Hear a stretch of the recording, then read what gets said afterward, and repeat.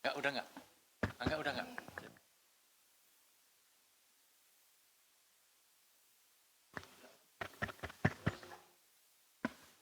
Baik, kawan-kawan jurnalis kita mulai ya. Bismillahirrahmanirrahim. Assalamualaikum warahmatullahi wabarakatuh.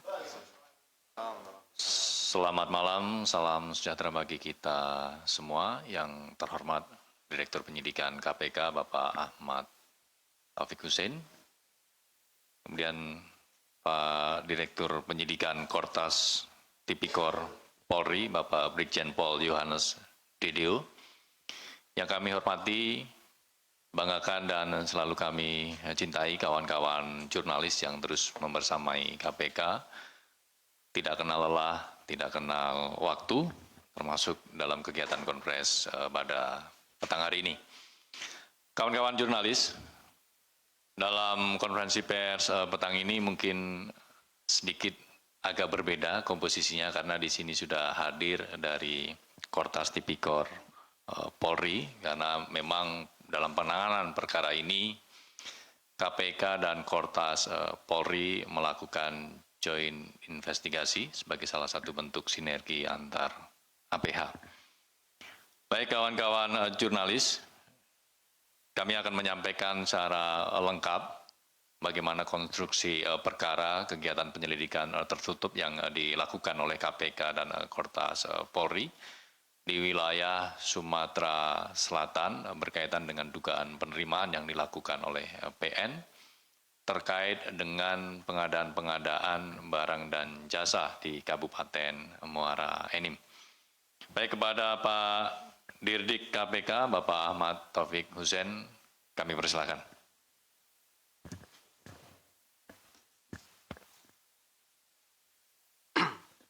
Assalamualaikum warahmatullahi wabarakatuh. Selamat malam, salam sejahtera buat kita semua. Yang saya hormati Direktur Penindakan Kortas Tipikor Mabes Polri, Brigjen Pol Yohanes Dedeo, Jubir KPK Mas Budi, dan yang saya hormati dan saya banggakan juga teman-teman jurnalis. Mungkin ini sudah kesekian kalinya kita akan melakukan konferensi pers untuk kegiatan upaya paksa yang dilakukan oleh Direktorat Penyelidikan dan Penyidikan di KPK. Baik, tadi sudah dibuka oleh Mas Jubir bahwa betul untuk kesempatan kali ini kita hadirkan juga dari Kortas Tipikor. Mungkin akan diberikan kesempatan juga kepada beliau, tapi mungkin ini karena waktu juga yang tidak bisa mungkin kita berlama-lama ya, karena sudah ditunggu kegiatan yang lain juga. Jadi pada hari ini, hari Selasa, tanggal 9 Juni 2026, KPK akan menyampaikan informasi secara lengkap terkait kegiatan penyelidikan tertutup yang kemudian terjadi peristiwa tertangkap tangan pada para terduga pelaku tindak pidana korupsi dan telah ditemukan bukti permulaan yang cukup atas perbuatan melawan hukum dalam dugaan terkait penerimaan hadiah atau janji oleh penyelenggara negara dalam hal pengadaan barang dan jasa dan atau penerimaan lainnya di lingkungan pemerintah Kabupaten Muara Enim, Provinsi Sumatera Selatan, tahun anggaran 2025-2026. Jadi sebelum menyampaikan kronologi lengkapnya, bahwa kami sampaikan ya, penanganan perkara peristiwa tertangkap ini, tangkap tangan ini merupakan joint investigation antara KPK dan Kortas Tipikor Polri. Ini sebagai wujud konkret ada sinergi antara aparat penegak hukum dalam pemberantasan tindak pidana korupsi. Perkara ini juga menjadi perhatian penting karena berkaitan dengan sektor pendidikan yang merupakan bagian dari program prioritas Bapak Presiden dengan anggaran yang cukup besar. Kemudian bahwa modus korupsi di sektor pendidikan ini tidak hanya berkaitan dengan pungli atau gratifikasi saja, seperti yang sudah-sudah, bahwa dalam proses sistem penerimaan murid atau SPMB, tapi juga dapat terjadi dalam pengelolaan anggaran dan pelaksanaan pengadaan barang dan jasa. Jadi tentunya pendidikan ini harusnya menjadi ruang tumbuhnya integritas para tunas bangsa. Oleh karena itu, perkara ini sebagai wujud penguatan integritas dan pengawasan perlu dilakukan secara menyeluruh, mulai dari layanan pendidikan yang bersentuhan langsung dengan masyarakat, hingga tata kelola anggaran pendidikan dalam hal memenuhi program-program prioritas Bapak Presiden bisa dilakukan secara terarah dan untuk mencapai tujuan. Untuk kronologi dan konstruksi perkaranya sendiri, ini diawali dari laporan pengaduan masyarakat yang diterima oleh KPK.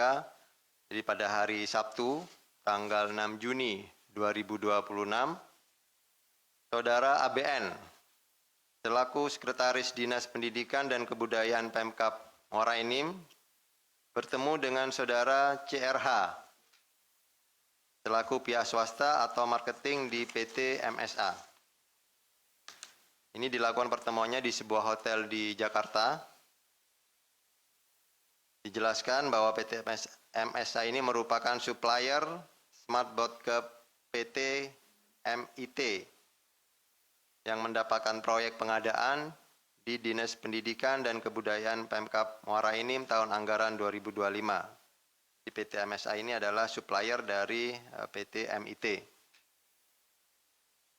Dalam pertemuan tersebut, ABN diduga menerima sejumlah uang tunai sebesar 500 juta dari CRH. Penerimaan dari pihak swasta tersebut diduga terkait pengadaan-pengadaan yang dilakukan di Dinas Pendidikan sebelumnya. Selain itu, di balik pemberian tersebut ada maksud dan tujuan agar pihak swasta dapat menjaga hubungan baik ke depan dengan pemerintah daerah, sehingga mereka dapat dimenangkan kembali di proyek-proyek berikutnya. Selain adanya penerimaan uang tersebut, ABN atas perintah EDS selaku Bupati Muara Enim periode 2025-2030 juga diduga menerima setoran uang dari para rekanan di lingkup Pemkab Muara Enim. Ini diduga tidak hanya pada Dinas Pendidikan dan Kebudayaan saja. Dan untuk menyamarkan aliran dana dari rekanan tersebut, para pihak menggunakan modus buka tutup rekening atau menggunakan rekening nomini melalui setoran secara cash atau tunai. Bahwa kemudian atas rekening-rekening nomini tersebut, ABN bertindak sebagai pengendali rekening. ABN juga diduga mendistribusikan aliran uang dengan persentase tertentu, yaitu sebesar 5% untuk bupati, sebesar 3% untuk kepala dinas, dan sebesar 1% untuk PPK dan bendahara. Dalam periode 2025 sampai 2026, penyerahan uang kepada IDS dilakukan dengan cara penarikan tunai dari rekening para nomini melalui saudara RDS kepada saudara AD. AD ini adalah selaku orang kepercayaan sekaligus kerabat EDS. Adapun uang yang diterima kemudian digunakan untuk keperluan-keperluan pribadi EDS.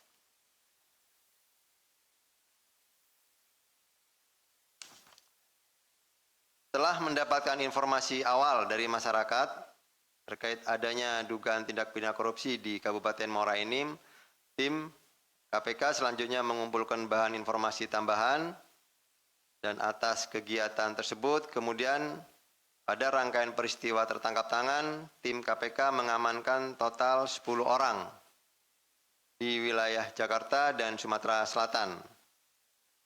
Ini ada 2 klaster yang diamankan oleh tim KPK, yaitu yang di Jakarta, ini ada 5 orang, terdiri dari saudara ABN, selaku Sekretaris Dinas dan Kebudayaan tahun 2026.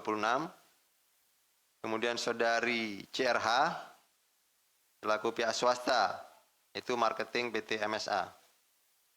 Kemudian saudara MYN selaku pihak swasta, saudara AG selaku pihak swasta, dan saudara RSH selaku pihak lainnya.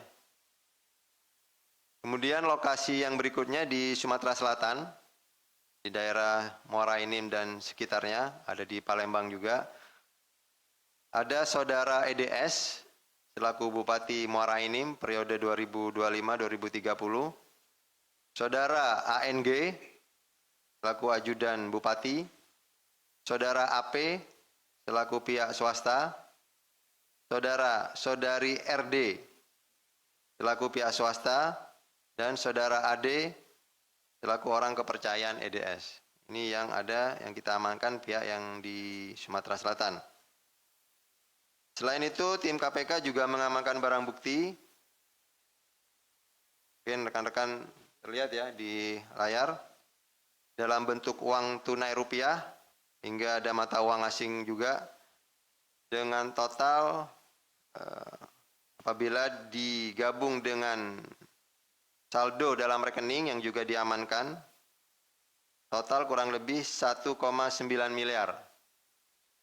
Dengan rincian, uang tunai yang diamankan dari tas ransel ABN, yang diamankan di Jakarta, ini sejumlah 323 juta. Dan yang kedua, uang tunai yang diamankan dari brankas di rumah ABN.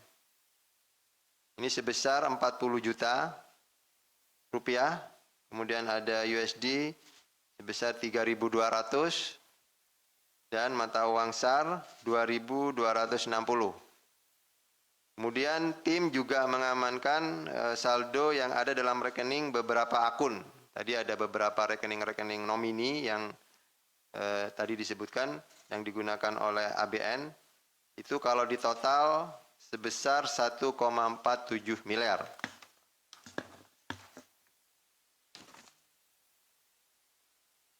Bahwa berdasarkan hasil pemeriksaan tim, terdapat kecukupan alat bukti dalam dugaan tindak pidana korupsi terkait penerimaan jumlah uang atau janji kepada penyelenggara negara di lingkungan pemerintah Kabupaten Muara Enim tahun anggaran 2025-2026. KPK kemudian menaikkan perkara ini ke tahap penyidikan dan menetapkan 4 orang tersangka. Yaitu yang pertama, saudara EDS selaku Bupati Muara Enim, saudara ABN selaku Sekretaris Dinas Pendidikan dan Kebudayaan Pemkab Muara Enim tahun 2026, saudara AD ini selaku orang kepercayaan EDS, dan saudari CRH ini dari pihak swasta selaku pemberi dari PT MSA. Bahwa atas perbuatannya saudara EDS, saudara ABN, dan saudara RSH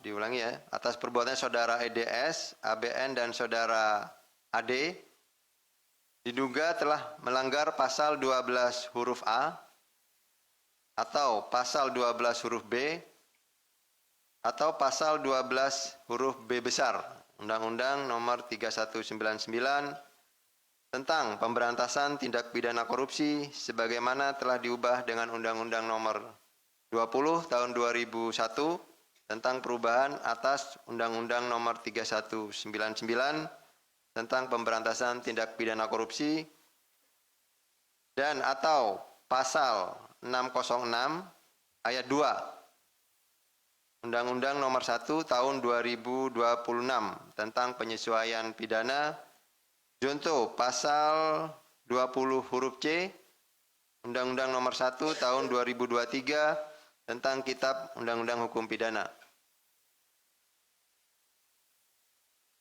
Kemudian terhadap saudari CRH, tadi ada 4 ya tersangkanya, ini yang pihak swasta. kita kenakan telah melanggar pasal 605 huruf A dan atau pasal 605 huruf B Undang-Undang Nomor 1 Tahun 2026 tentang penyesuaian pidana dan atau pasal 606 ayat 1 Undang-Undang Nomor 1 Tahun 2026 tentang penyesuaian pidana junto pasal 20 huruf C Undang-Undang Nomor 1 Tahun 2023 tentang Kitab Undang-Undang Hukum Pidana.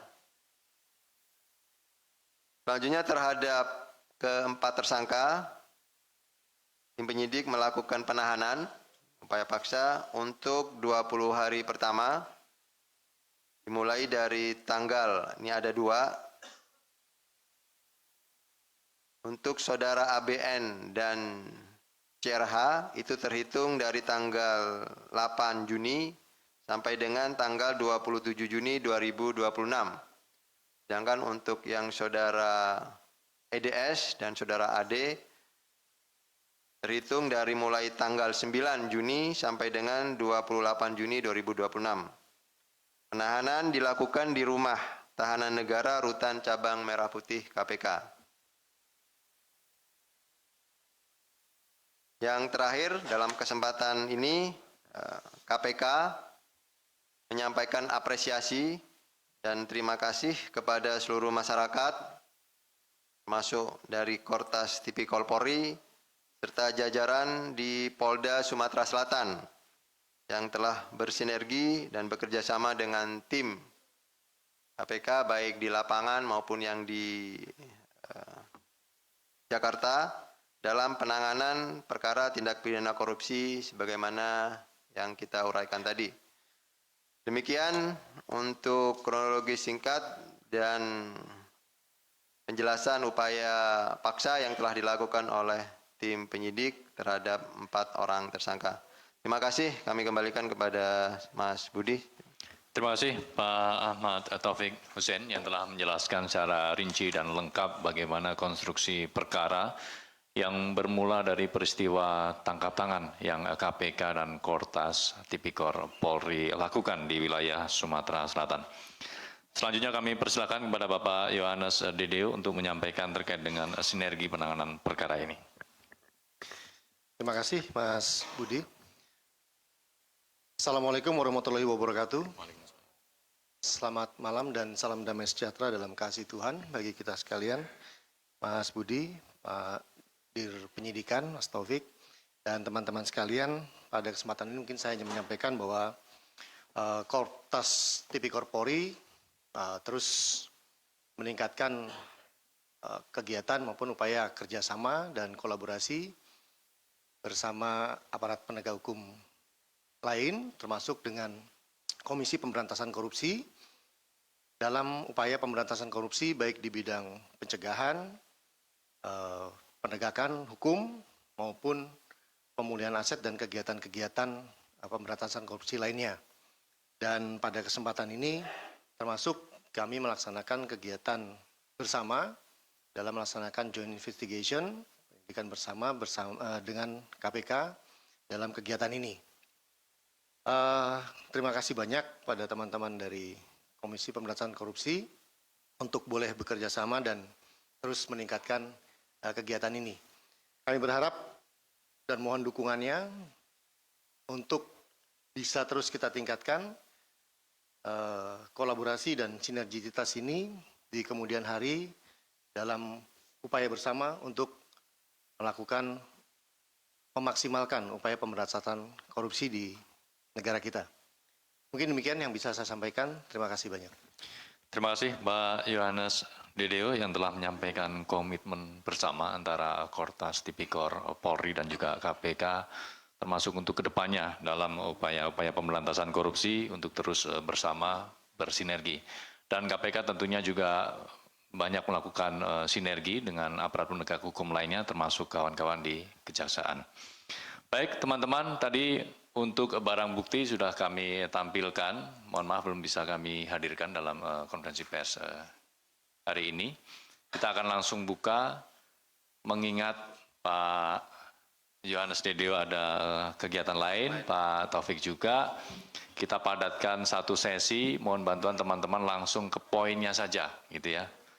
Singkat, padat, jelas. Mbak Satya, silakan.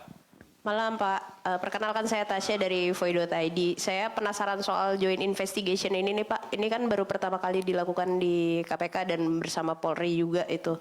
Nah sebenarnya goalsnya tuh apa sih dan ke depan kira-kira apa, apakah dari yang proses pertama kali ini apakah masih trial and error dan ada yang perlu diperbaiki lagi gitu ke depannya.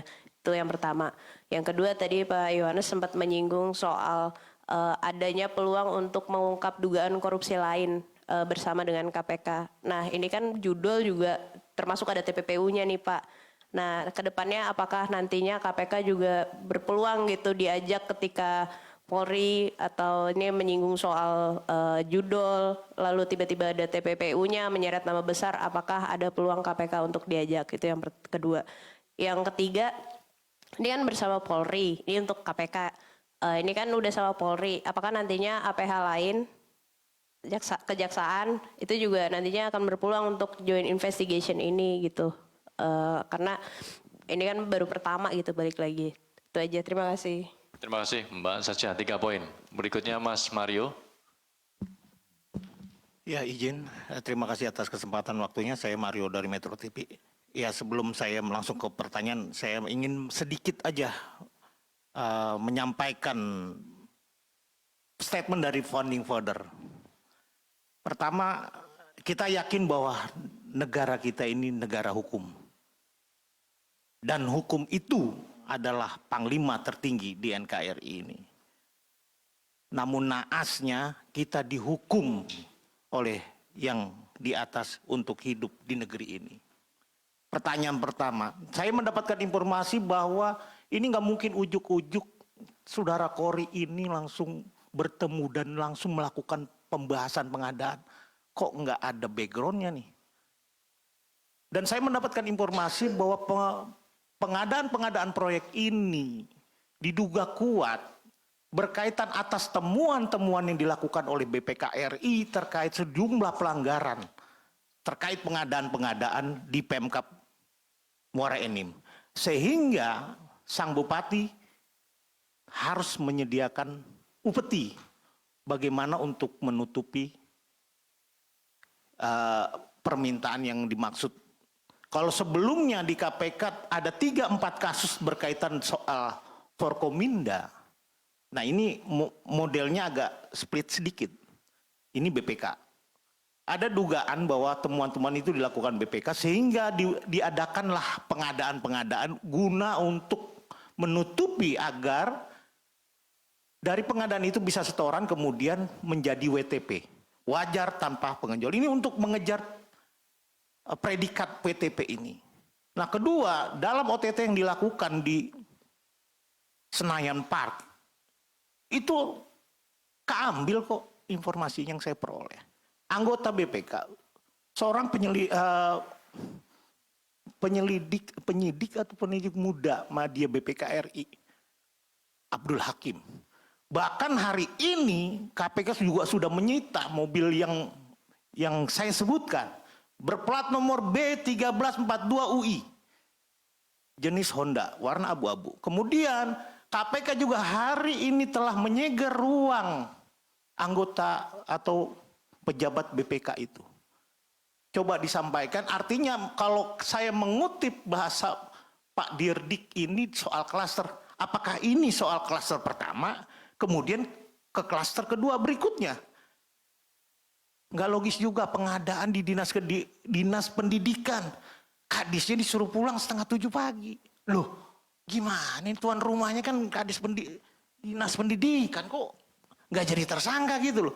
Padahal dalam konstruksi perkara jelas ada pembagian 3% kepada kepala dinas pendidikan. Loh orangnya boleh pulang enak kali pun. Bagaimana KPK ingin menjelaskan kasus ini secara agak detail. Makanya saya sebelumnya mengutip pernyataan-pernyataan founding father itu agar ini bersinergi dengan kasus ini. Kembali ke pertanyaan yang rekan kami tadi, Tasya katakan. Fungsi joint investigasinya di mana? Jelas dikatakan tadi, kasus ini bermula dari laporan masyarakat. Dan kemudian kita mendapatkan dan beberapa informasi sudah bertebaran. Bahkan ada sempat disebut tenaga ahli anggota BPK berinisial AU Agus Dwi Wangga lah ada. Bahkan anggota Komisi 5 BPK RI, Saudara BR lah. Coba agak matchingnya ini di mana? KPK menjelaskan atau joint investigasi ini menjelaskan di mana titik temu dari semua rangkaian informasi yang bertebaran, bahkan ada sejumlah fakta. Mungkin kalau saya bisa wawancara orang-orang itu bisa menjadi konstruksi yang berbeda dengan apa yang dimiliki KPK. Baik, ada lagi Mas Mario poinnya? Poinnya itu dulu. Baik, 2 poin ya. 2 poin bahwa bagaimana soal peran BPK asal mulanya kenapa harus mengadakan proyek. Baik, Apakah benar kami terkait? catat. Ya, oke. Terima kasih Mas Mario ya. Oke, thank you. Terkait Itu dengan dulu. latar Makasih. case tadi ada dijelaskan Pak Dirdik ya mengenai adanya penyerahan uang dari pihak swasta kepada bupati melalui perantara. Salah satunya adalah terkait dengan pengadaan smart TV. Mas Wahyu, kita sisir depan dulu, kita catat dulu semuanya. Langsung poinnya ya Mas Wahyu, kita efektifkan. Assalamualaikum warahmatullahi wabarakatuh. Selamat malam buat Pak Dir, buat Mas Budi dan juga Bapak dari Mabes Polri. Pertanyaan dari saya Wahyu dari kabar6.com. Pertanyaan saya ringan-ringan saja. Tadi kan disampaikan mengenai join ya Pak ya dengan Mabes Polri. Ini apakah juga akan mengungkap perkara lain Pak selain perkara ini? Seperti yang diketahui bahwa Muara Enim ini salah satu tambang batu bara. Apakah ini juga akan mengungkap perkara terkait dengan batu bara selain perkara yang saat ini sedang berjalan? Kedua, belum lama ini kita juga saya dapat informasi bahwa tersangka Edison ini juga membebaskan lahan sawit sebesar 2 miliar dan ini belum dibayarkan dan ini belum dikonfirmasi benar atau tidaknya. Mungkin KPK nanti akan menelusuri itu juga. Dan ketiga terkait dengan Kori. Kori ini sebagai feeder, sebagai pengantar untuk pertemuan pemberian uang. Lalu siapakah sebenarnya yang menyuruh Kori untuk mengantarkan uang suap misalnya? Kalau memang dia sebagai pengantar, mengapa si pemberi ini, si pemilik uang ini juga tidak ditetapkan sebagai tersangka? Demikian, terima kasih. Wassalamualaikum warahmatullahi wabarakatuh. Terima kasih Mas Wahyu. 3 poin padat singkat. Kita ke belakang, Mas Rio, lanjut Mas Fadil. Ya, malam Mbak Cek. Malam Pak Taufik dan Pak Yohanes. 2 pertanyaan. Yang tadi soal joint investigation mungkin bisa dijelaskan lebih detail lagi. Kayak ini kan laporan pengaduan masyarakat, apakah masuk juga ke KPK dan Kortas Tipikor atau bagaimana gitu hingga akhirnya muncul joint investigation. Terus juga pembagian kerja antara KPK dan Polri ini seperti apa? Apakah KPK fokus di Jakarta atau mungkin Polri di Sumsel atau seperti apa? Karena ini kan menarik seperti yang tadi sudah disebutkan di awal. Itu yang pertama. Yang kedua, soal sebelumnya kan Mas Budi sempat berbicara ada penyitaan yang ratusan juta, tiba-tiba muncul jadi 2M, hampir 2M. Dan ternyata setelah kita dengerin kan ada saldo dalam rekening beberapa akun 1,47 miliar, terus juga dari ABN, dari Brankas, beberapa uang rupiah dan mata asing gitu. Nah mungkin bisa dijelaskan juga ini sebenarnya untuk yang di ABN ini berasal dari apa saja gitu. Mungkin belum dijelaskan. Apakah masih tetap di Dinas Pendidikan dan Kebudayaan atau seperti apa? Terus juga kan tadi di awal disebutkan soal ada SPMB. Apakah ada kaitannya atau cuma ya pembukaan aja gitu untuk masyarakat? Terima kasih. Baik, terima kasih Mas Rio. 3 poin ya. Ke Mas Fadil, silakan. Langsung Mas Fadil. Selamat malam Pak Dirdik, Pak Yohanes, Mas Budi. Saya Fadil dari Detikkom.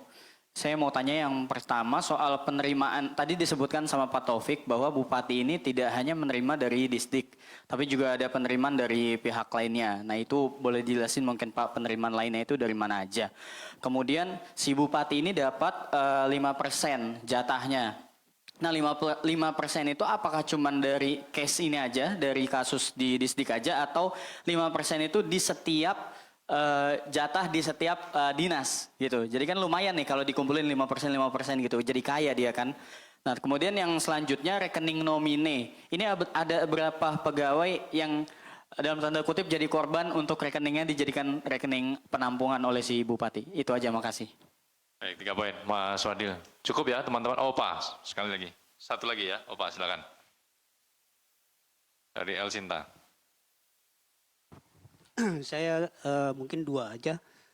Saya Supriyarto Rudati dari Radio El Sinta.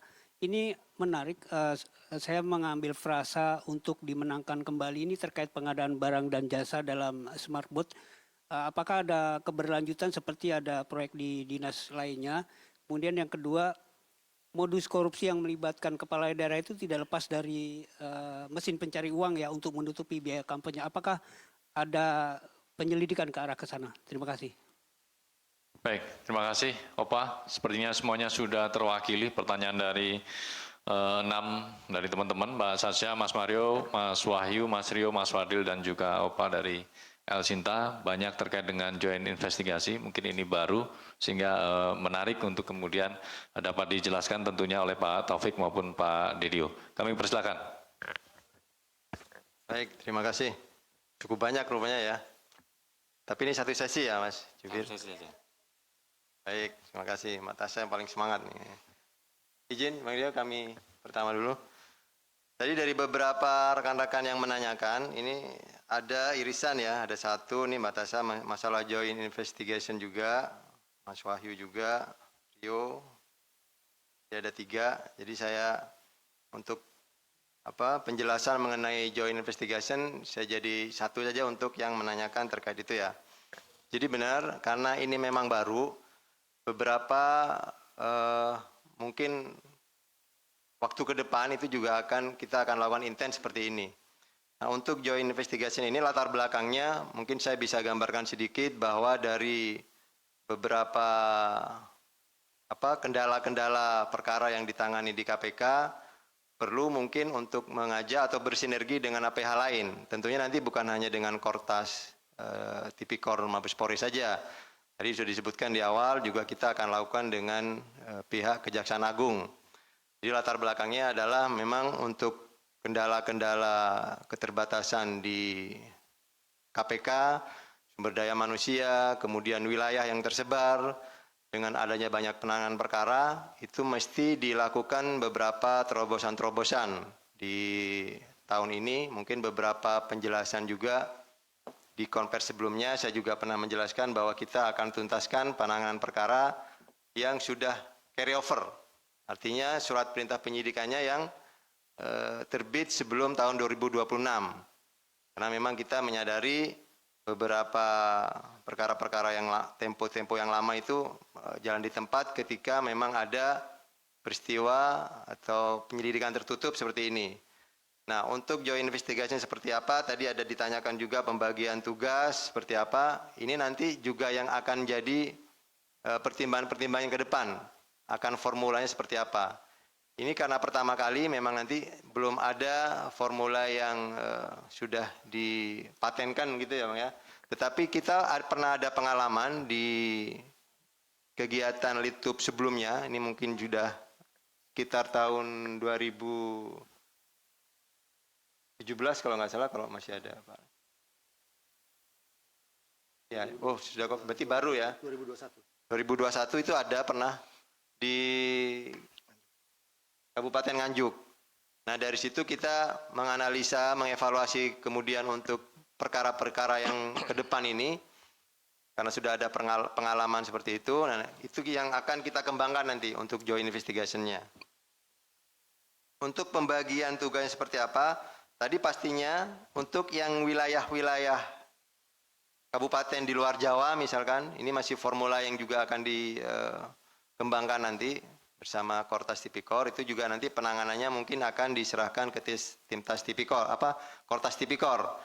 Kemudian apakah nanti yang ada di pusat, tadi ada klaster-klaster, itu juga akan dipertimbangkan untuk kegiatan berikutnya. Tetapi kami tekankan, ini penegasan, untuk kegiatan yang saat ini yang di Kabupaten Muara Enim itu hanya untuk kegiatan penyelidikannya di daerah itu dibantu oleh tim dari Mabes Polri. Sedangkan nanti untuk penanganannya berikutnya ke depan, khusus yang Muara Enim ini akan sepenuhnya dikerjakan oleh tim penyidik KPK. Seperti itu ya. Kemudian dari Mbak Tasya juga menanyakan apakah Kortas juga mengajak KPK terkait mungkin ada penanganan perkara di Mabes Polri yang tadi ada judol, yaitu kita pertimbangan juga ya, karena beberapa mungkin yang high profile gitu kita mungkin akan dilakukan joint investigation dengan KPK.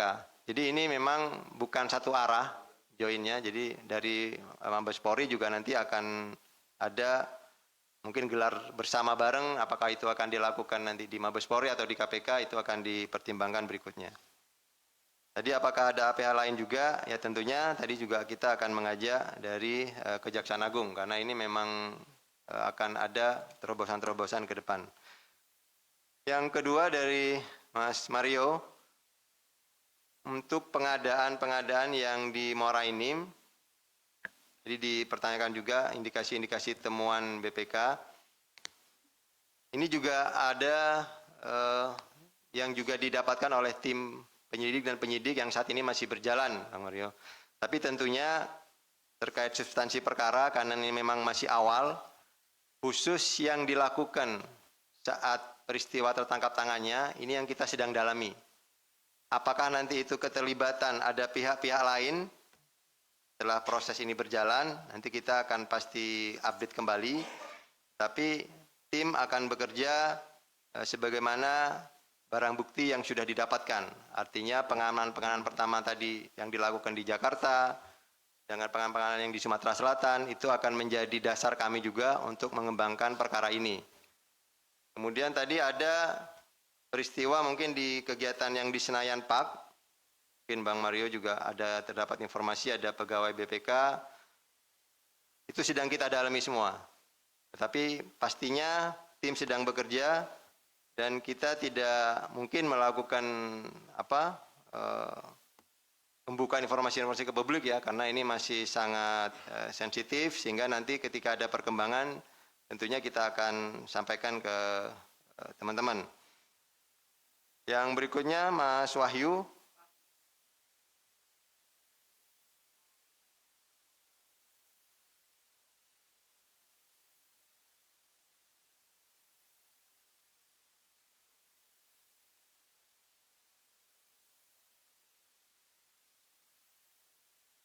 Ya, baik. Jadi gini Bang Mario, ada mungkin kegiatan yang berbeda, itu yang belum kita bisa sampaikan, karena kegiatan yang di Muara Enim ini memang kegiatan tersendiri. Apakah nanti itu ada hubungannya dengan kegiatan yang terinformasi ke Bang Mario, itu nanti akan kita sampaikan berikutnya. Gitu ya. Ini kita lanjut ke Mas Wahyu. Untuk, ini joint investigation tadi sudah sama ya. Untuk tersangka E, ini ada lahan sawit, ini merupakan informasi ya kita akan dalami juga nanti. Kemudian terkait tersangka CRH ya, ini pengantar saja, siapa yang menyuruh ya, memang betul bahwa sementara yang kita amankan itu yang kita akan fokuskan terlebih dahulu, tetapi apakah itu terkait misalkan siapa yang mengotorisasi saudara C ini mengeluarkan uang-uang itu tentunya sudah dikantongi oleh tim penyidik. Itu nanti akan kita kembangkan juga. Selanjutnya Saudara Rio, ini joint investigation juga sama. Untuk uang-uang ABN dari mana saja, tadi sudah disebutkan ya, memang kita mengamankan beberapa yang ada di tas ranselnya. Kemudian dari kegiatan yang di Sumatera Selatan juga kita ada tempat tinggalnya yang bersangkutan juga kita mengamankan, dan dari barang bukti yang diamankan itu kita menemukan ada sejumlah rekening. Yang di rekening itu setelah dikonfirmasi kepada yang bersangkutan itu masih ada saldonya. Itu yang kemudian diamankan oleh tim penyidik juga. sehingga itu menjadi total keseluruhan. Tadi ditampilkan bahwa untuk barang bukti tunainya memang sekitar 300 juta dan beberapa falas, tetapi di rekening ini yang rupanya masih banyak. Dan ini tadi seperti saya gambarkan, bahwa ini total dari rekening-rekening nomini yang dipakai oleh ABN. Tadi juga ada pertanyaan, pihak-pihak yang digunakan oleh ABN ini rekeningnya dari pegawai mana saja? Ini pertanyaan Mas Fadel ya. Adil. Nah, itu ada dari P3K, ada OB juga. Jadi ada beberapa rekening yang memang digunakan oleh saudara ABN untuk menampung sejumlah uang. Tadi juga ada pertanyaan bahwa apakah yang 500 yang diamankan ini dari proyek yang mana? Itu yang di rekening-rekening ini dari penampungan-penampungan yang sebelumnya. Jadi ada beberapa proyek-proyek yang dikerjakan oleh tersangka C dan di proyek-proyek lain. Ini ditampungnya di rekening nomini yang dikendalikan oleh ABN. Dan penggunaannya akan dikonfirmasi dari saudara AD selaku orang kepercayaan dari Bupati.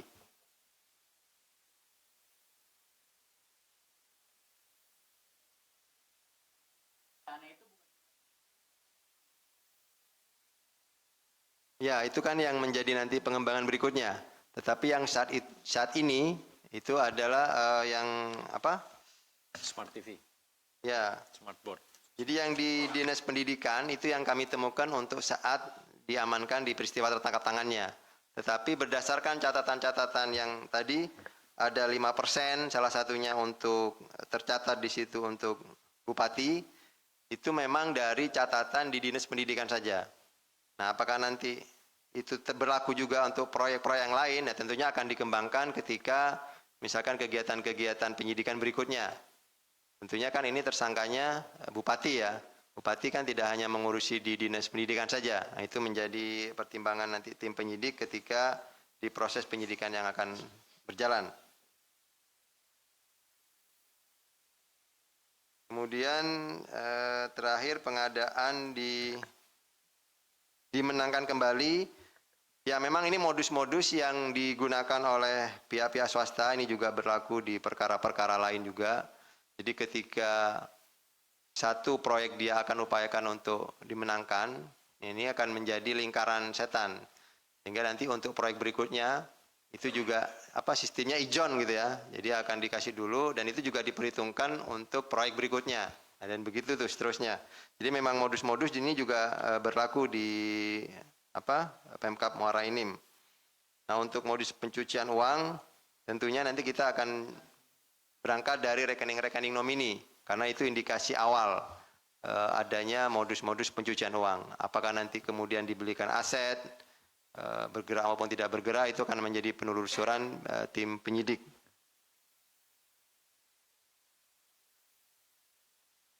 Kira-kira semua sudah terjawab ya?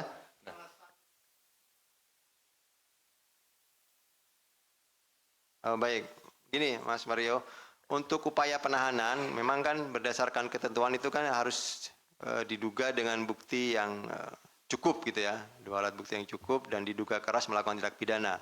Artinya pada saat peristiwa tertangkap tangannya itu unsur-unsur yang dipenuhi pihak-pihak yang kemudian diamankan itu yang terpenuhi dari 4 orang ini.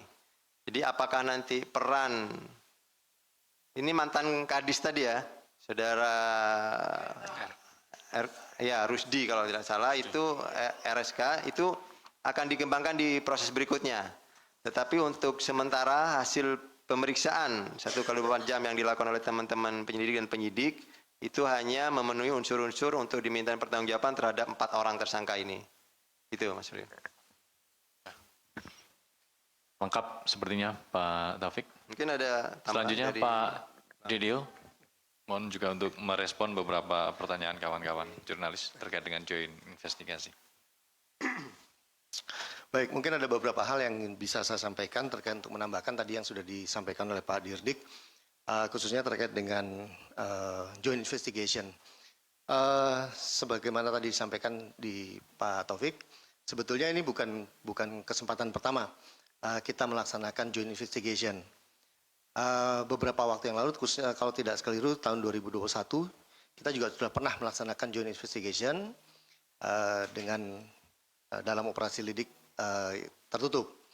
Namun pada waktu itu kita masih ada menjadi bagian dari Barreskrim, waktu itu masih Direktorat Tindak Pidana Korupsi. Nah,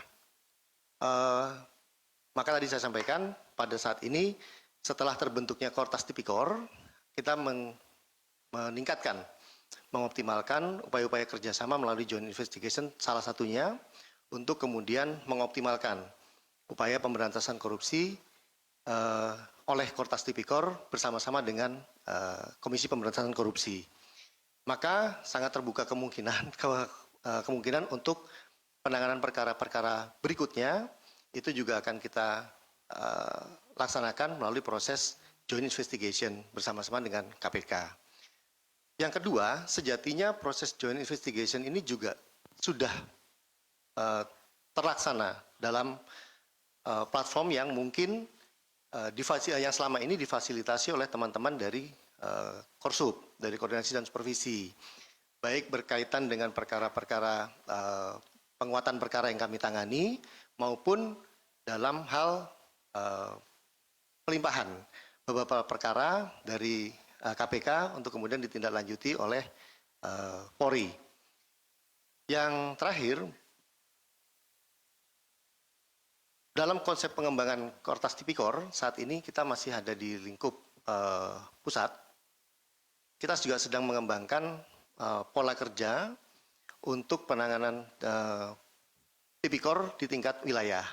Maka pengalaman ini akan menjadi bahan bagi kami untuk kemudian meningkatkan peran pemberantasan korupsi khususnya di level kewilayahan sebagai konsekuensi dari terbentuknya Kortas Tipikor saat ini.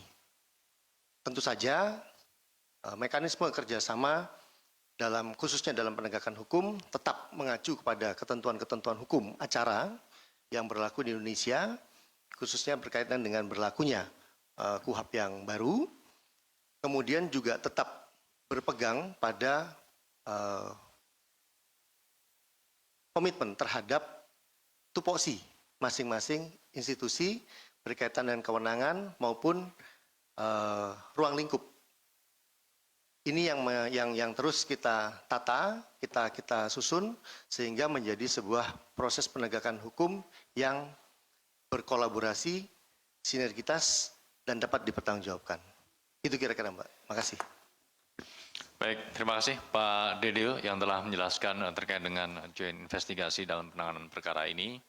Pak Taufik tadi juga sudah menjelaskan secara lengkap terkait dengan bagaimana KPK dan Kortas Tipikor ini khususnya dalam tahap penyelidikan melakukan kerja bersama termasuk juga dukungan dari kawan-kawan Polda di Sumsel. Baik, kawan-kawan media, tentunya praktik joint investigasi ini menjadi salah satu terobosan positif agar proses penegakan hukum dapat berjalan secara efektif dan tentunya terbuka kemungkinan kerjasama KPK, Polri dan juga Kejaksaan Agung tidak berhenti dalam penanganan perkara saja, tapi juga pada ruang-ruang pencegahan. Kami tutup kawan-kawan media, terima kasih sekali lagi. Wabillahi taufiq wal hidayah. Wassalamualaikum warahmatullahi wabarakatuh.